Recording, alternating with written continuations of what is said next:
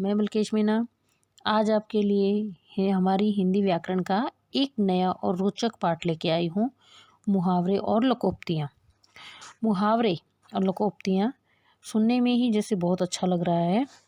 मुहावरा शब्द अरबी भाषा से लिया गया है और जिसका अर्थ होता है अभ्यास। हिंदी भाषा में मुहावरों का प्रयोग भाषा को सुंदर, प्रभावशाली, संक्षिप्त तथा सरल बनाने के लिए किया जाता है।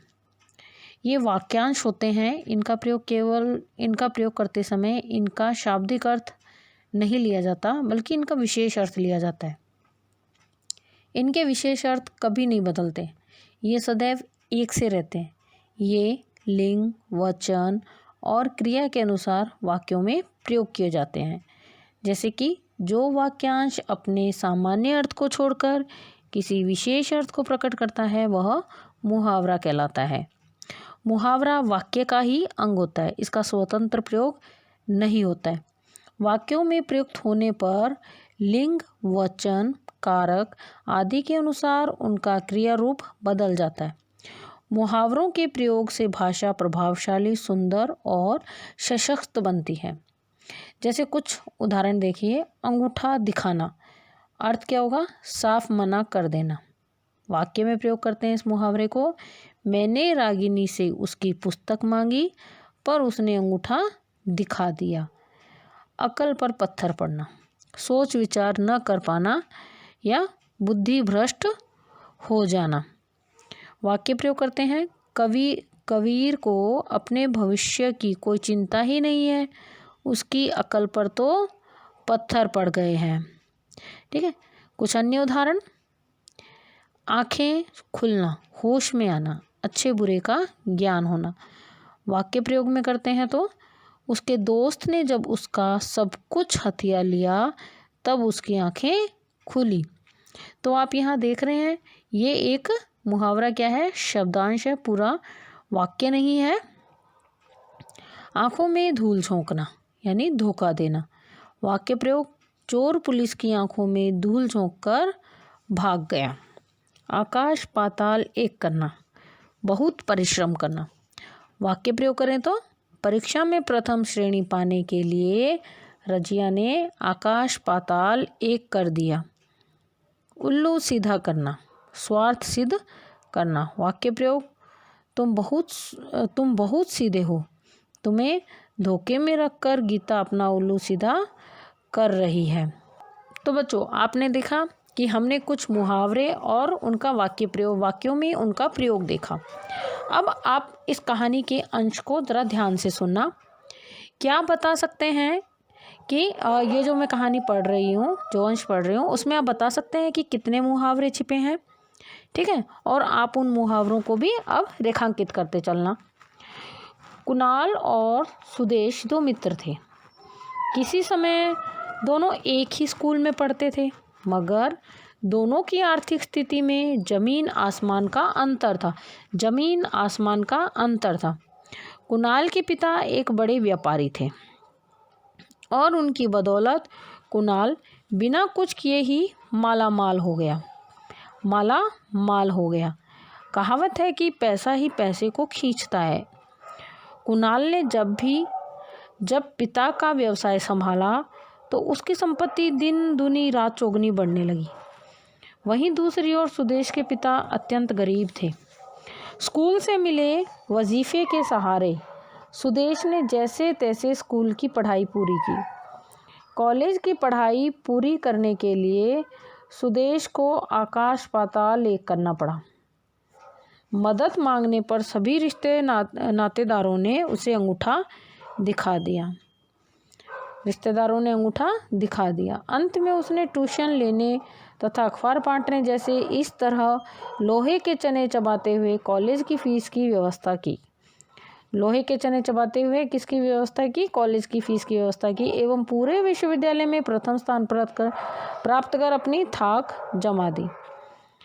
तो देखिए बच्चों, आपने इस कहानी के अंश को सुना तो इन वाक्यों में आपके द्वारा जो रेखांकित वाक्यांश शब्दार्थिक अर्थ नहीं, ये जो शाब्दिक अर्थ नहीं है, जो वाक्यांश आपने अंडरलाइन किए, जो मैंने बार बार बोले थे, वो उनको शाब्दिक अर्थ नहीं है बल्कि विशेष अर्थ दे रहे हैं। ये वाक्यांश मुहावरे या लोकोक्तियाँ ही कहलाते हैं। तो समझ आया आपको कि मुहावरे क्या हैं और कहाँ प्रयोग किए जाते हैं। ठीक है, इसी तरह से लोकोक्तियाँ भी वाक्यों में प्रयोग की जाती हैं। जैसे सुनिए ज़रा ध्यान से। उल्टा चोर कोतवाल को डांटे, राई का पहाड़ बनाना। चोर की दाढ़ी में तिनका, दूध का दूध, पानी का पानी। वैसे तो इन वाक्यांशों को सेठानी और नौकरानी की बात के अर्थ की लाक्षणिक रूप में दर्शा रहे हैं। जैसे उल्टा चोर कोतवाल को डांटे अर्थात दोषी निर्दोष पर दोष लगाए। राई का पहाड़ बनाना अर्थात बात को बढ़ा चढ़ाकर कहना। चोर की दाढ़ी में तिनका अर्थात अपराधी का मन में भयभीत होना। अपने आप जो अपराधी है वो अपने आप ही समझ जाएगा कि उसने गलती की है। दूध का दूध, पानी का पानी अर्थात उचित न्याय करना। ये लोकोक्तियाँ हैं। लोकोक्तियाँ क्या होती हैं? लोकोक्तियाँ शब्द लोक जमा उक्ति से मिलकर बना है। लोकों में प्रचलित उक्ति को ही लोकोक्ति या कहावत कहते हैं। ये लोक अनुभव का परिणाम होती है, मतलब लोगों के अनुभव का परिणाम होती है। आवश्यकता के अनुसार इनका प्रयोग किया जाता है। जैसे काला अक्षर भैंस बराबर, अब पछताए होत क्या, जब चिड़िया चुग गई खेत, खरबूजे को देखकर खरबूजा रंग बदलता है। ऐसे बहुत सी लोकोक्तियाँ हमारे यहाँ पर प्रचलित है। लोकोक्तियाँ वाक्य का अंश नहीं होती है बल्कि ये पूर्ण वाक्य होती है। मुहावरे क्या होती है? सिर्फ एक अंश होती है ना। ये शाब्दिक कोशीय अर्थ और विशिष्ट अर्थ दोनों ही देती है। ये शाब्दिक अर्थ भी देती है और एक विशेष अर्थ भी देती है। लोकोक्तियाँ ज्यों की त्यों प्रयुक्त होती हैं। मुहावरों की तरह वाक्यों में प्रयुक्त होने पर इनमें किसी प्रकार का लिंग, वचन, कारक आदि के आधार पर परिवर्तन नहीं होता। ये कथन की पुष्टि के लिए या समय समय पर उपदेश आदि देने के लिए प्रयोग होती हैं। ठीक है, मुहावरों में तो क्या होता है, लिंग वचन के कारण परिवर्तन हो जाता है, पर लोकोक्तियों में नहीं होता है। जैसे कुछ लोकोक्तियों के उदाहरण हैं। लोकोक्ति जैसे आम के आम गुठलियों के दाम, अर्थ क्या होगा? दोहरा लाभ यानी दुगना लाभ।